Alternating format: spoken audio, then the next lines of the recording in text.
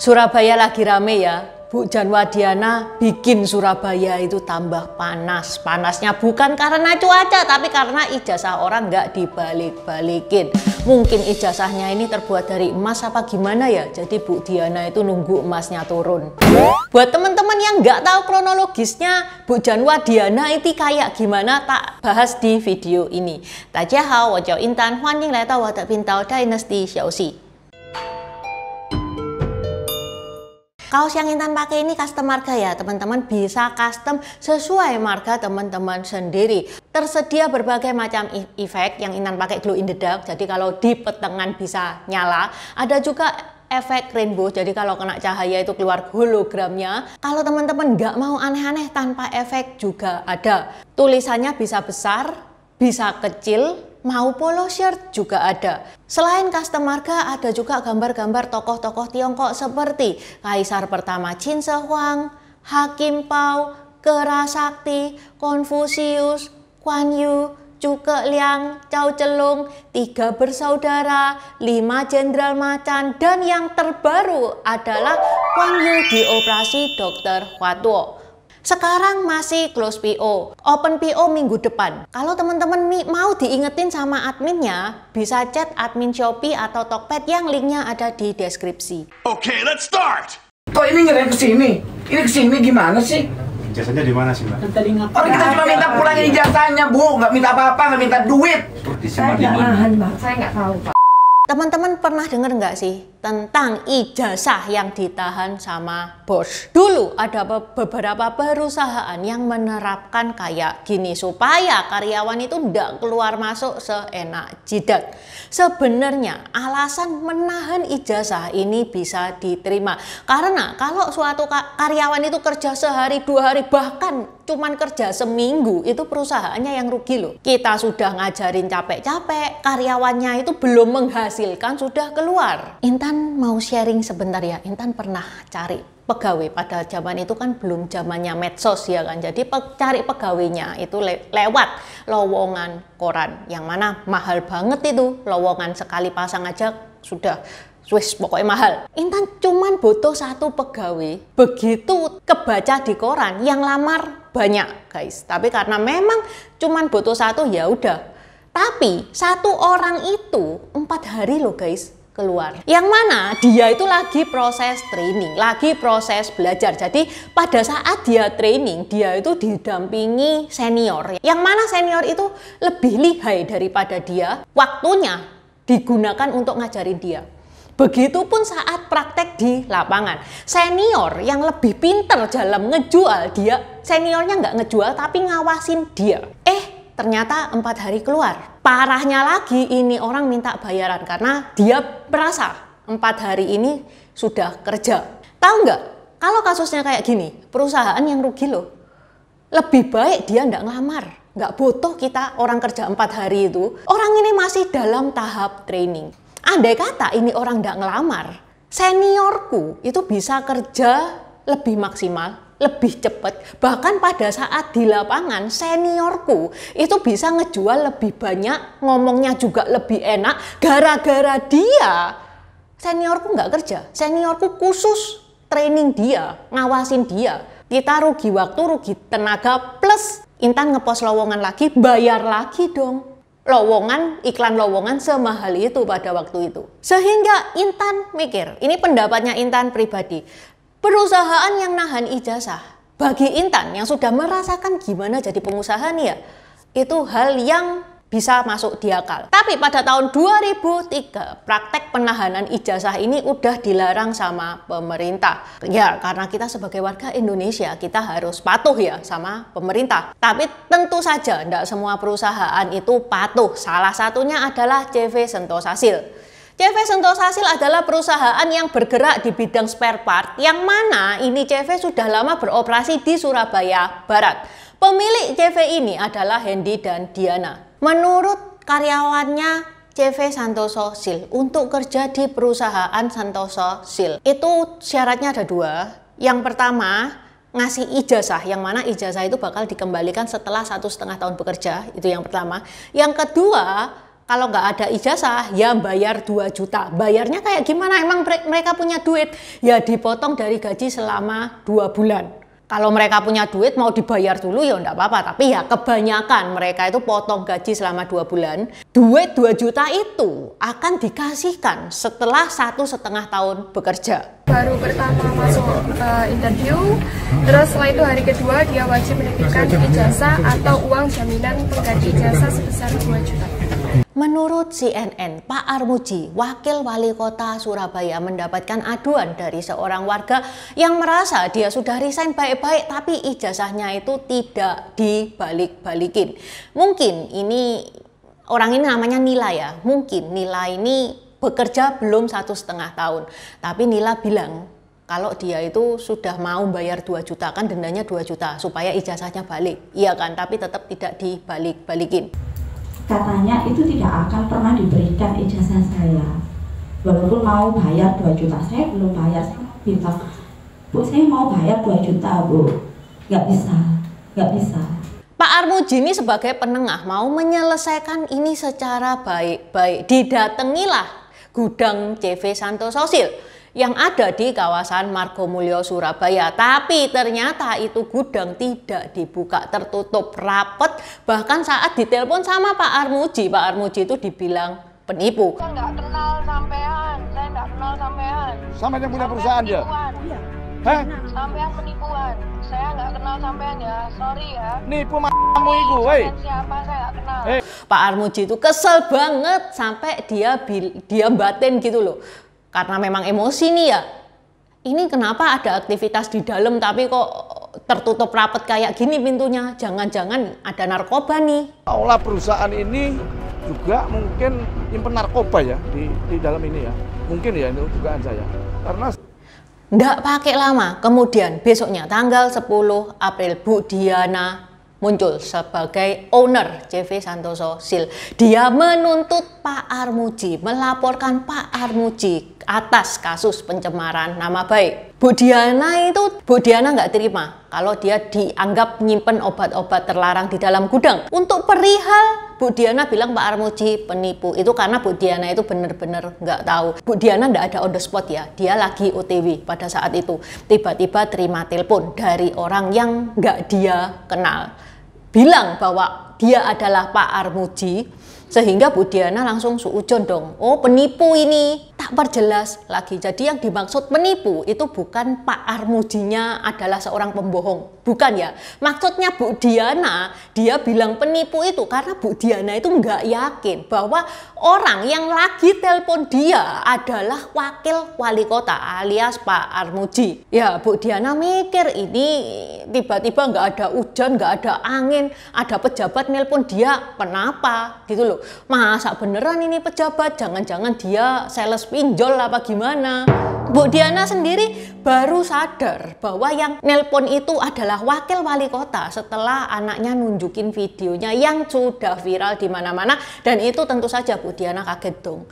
Sehingga pada tanggal 10 April besoknya Bu Diana itu langsung minta maaf ke media karena ngata-ngatain Pak Armuji penipu itu bukan maksudnya dia. Tapi Bu Diana tetap bersikukuh, dia tidak mau mencabut laporannya. Dia masih melaporkan Pak Armuji atas kasus pencemaran nama baik. Karena Bu Diana emosi, dibilang nyimpen obat terlarang yang mana ngebikin anaknya dibully, terus klien-kliennya itu juga pada nanya, kamu ada bisnis lain tak? Kayak gitu. Dilaporkan polisi, Pak Armuji ngelawan dong. Dia malah nuntut balik dong. Pak Armuji bilang, masa iya sih ada warga Surabaya yang nggak kenal sama Wakil Wali Kota. Pak Armuji juga menginstruksikan dinas di Pemkot Surabaya untuk mengecek perizinan CV Santoso Sil. Gini ya Pak Armuji, mohon maaf dengan hormat, meski Anda adalah Wakil Wali Kota, jujur sejujur-jujurnya, nggak semua orang kenal sama Pak Armuji. Intan juga taunya Pak Armuji itu setelah kasusnya Petra, karena di kasusnya Petra itu Pak Armuji turun langsung ke Petranya dan Intan bikin videonya. Kalau teman-teman nggak tahu kasus Petra, ini nih linknya di deskripsi juga ada. Itu pertama kali Intan tahu Pak Armuji ya dari situ. Pas pencoblosan ya kita nyoblos Pak Armuji dong, karena sebelahnya Pak Armuji itu kan kotak kosong, iya kan. Tapi ya kita nggak sampai ngapalin wajahnya Pak Armuji kayak gimana. Bahkan loh ya, pada saat Bu Risma menjabat sebagai wali kota Surabaya, wakilnya siapa Intan nggak tahu loh. Ada kemungkinan Intan juga bakal reaksinya sama kayak Bu Diana. Kalau tiba-tiba Pak Armuji telepon Intan bukan bela-belain Bu Diana ya. Intan ini tidak kenal sama Bu Diana meskipun sama-sama Surabaya. Intan juga nggak setuju kalau Bu Diana itu main tahan-tahan ijazah. Intan juga nggak setuju. Ini opini Intan pribadi. Kalau teman-teman nggak setuju sama opininya Intan, teman-teman mau nyanggah, mau argumentasi, silakan tulis di komen. Mau debat, oke, tak layani. Silakan tulis di komen. Asal jangan hate comment ya.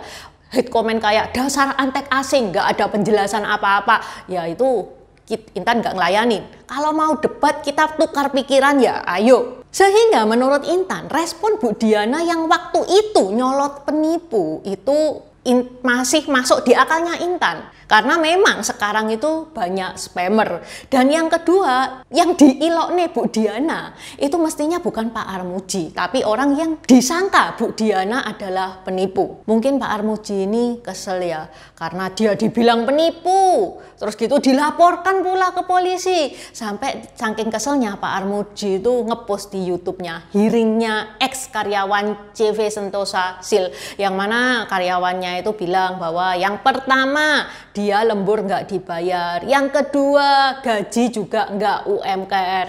Oke, ini Intan tanggepin satu persatu ya. Kalau masalah lembur nggak dibayar, nggak boleh dong. Kita sudah make jam dia di luar kerja, ya kita mestinya ngebayar. Itu Intan nggak setuju kalau lembur nggak dibayar. Yang kedua, gaji tidak sesuai UMR. Gini guys, UMR Surabaya itu 5 juta per bulan.